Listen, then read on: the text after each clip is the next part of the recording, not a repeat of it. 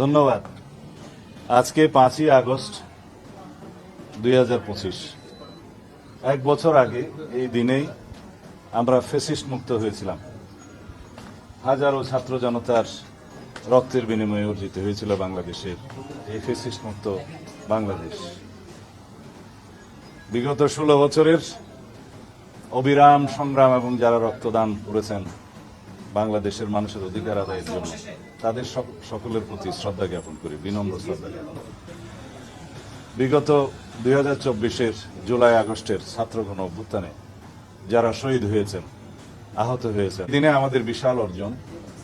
আমরা দীর্ঘ 1 বছর যাবৎ বাংলাদেশের মানুষের কল্যাণে, বাংলাদেশের রাষ্ট্র ব্যবস্থার সংস্কারের জন্য আমরা অনবরত সংস্কার কমিশনগুলোর সাথে আলাপ আলোচনার মধ্য দিয়ে বাংলাদেশের জন্য প্রয়োজনীয় যে সংস্কার, রাষ্ট্র কাঠামোর সংস্কার, গণতান্ত্রিক সংস্কার, সংবিধানের গণতান্ত্রিক সংস্কার, তার একটা পর্যায়ে জাতীয় ঐক্যমতে উপনীত হয়েছি। সেটা আশা করি খুব শিগগিরই ঐক্যমতের ভিত্তিতে যথাযথ প্রক্রিয়া স্বাক্ষরিত হবে এবং আশা করি সেটা বাস্তবায়ন প্রক্রিয়া নিয়েও যদি আলাপ আলোচনা হয় সেখানেও আমরা অংশগ্রহণ করব। তার মধ্য দিয়ে জাতির যে ফেসিবাদ বিরোধী জাতীয় ঐক্যবদ্ধ প্রতিষ্ঠা হয়েছিল আগে, সেটাকে আমরা সমুন্নত রাখবো এবং এই ফেসিবাদ বিরোধী জাতীয় ঐক্যকে আমরা শক্তিতে পরিণত করে এই জাতিকে এগিয়ে নিয়ে যাব এবং একটি শক্তিশালী গণতান্ত্রিক রাষ্ট্র, সমাজ এবং সরকার ব্যবস্থা প্রতিষ্ঠা করবো ইনশাআল্লাহ। আজকে মাননীয় প্রধান উপদেষ্টা 2টি গুরুত্বপূর্ণ ঘোষণা দিয়েছেন। একটি জুলাই ঘোষণাপত্র, আর একটি জাতির উদ্দেশ্যে ভাষণের মধ্য দিয়ে তিনি নির্বাচনের ঘোষণা দিয়েছেন। আমরা দুটোকেই স্বাগত জানাই। জুলাই ঘোষণাপত্রের যে সমস্ত ঘোষণা, তাকে রাষ্ট্রীয়ভাবে এবং সাংবিধানিকভাবে স্বীকৃতি দেওয়ার জন্য আমরা প্রতিশ্রুতিবদ্ধ এবং যথাযোগ্য জায়গায় সংবিধানে সেটা স্থাপন করা হবে, সেই প্রতিশ্রুতি আমরা আগেও দিয়েছিলাম। এবং জুলাইয়ের যোদ্ধাদের, জুলাইয়ের শহীদদের, ছাত্র গণ অভ্যুত্থানের যারা শহীদ হয়েছেন, তাদেরকে জাতীয় বীরের মর্যাদা দেওয়াটা সমুচিত হয়েছে, সেটা আমাদের প্রাণের দাবি এবং রাষ্ট্রীয়ভাবে সহযোগিতার প্রতিশ্রুতি তিনি যেমন দিয়েছেন, সারা জাতি দিয়েছে, আমরাও দিচ্ছি।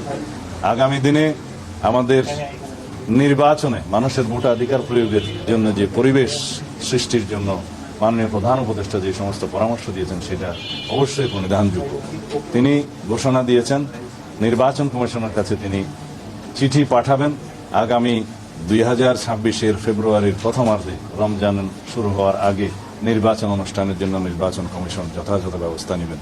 অবশ্যই নির্বাচন কমিশন তফসিল ঘোষণা করবেন যথাসময়ে, কিন্তু মাননীয় প্রধান উপদেষ্টা আজকে যে নির্দেশনা দিয়েছেন তার ভাষণের মধ্য দিয়ে এবং চিঠি প্রদান করবেন নির্বাচন কমিশনকে যা বলেছেন, সেই ঘোষণার জন্য আমরা সবাই অপেক্ষা করছিলাম এবং সারা জাতি অপেক্ষা করছিল। এর মধ্য দিয়ে বাংলাদেশে যে নির্বাচন অনুষ্ঠান নিয়ে যে একটি দুদুল্যমানতা ছিল বলে অনেকে মনে করছিলেন, তাদের মধ্যে সেই দুদুল্যমানতাটা রইল না এবং সারা জাতি একটি নির্বাচনমুখী পরিবেশের মধ্যে দিয়ে যাবে এবং সেই নির্বাচনের আবহ সৃষ্টি হবে।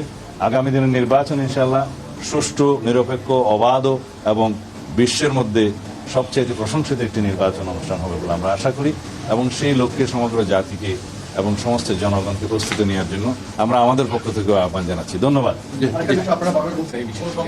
আমরা মনে করি এই ঘোষণার মধ্য দিয়ে রাষ্ট্রে রাজনৈতিক স্থিতিশীলতা আরো বেশি প্রতিষ্ঠিত হবে এবং কোন রকমের কোনো অনিশ্চিত পরিবেশ বা ব্যবসা বাণিজ্য বিনিয়োগে আর থাকবে না। সবকিছু সচল হবে এবং গতিশীলতা পাবে, আমরা এটাই আশা করি।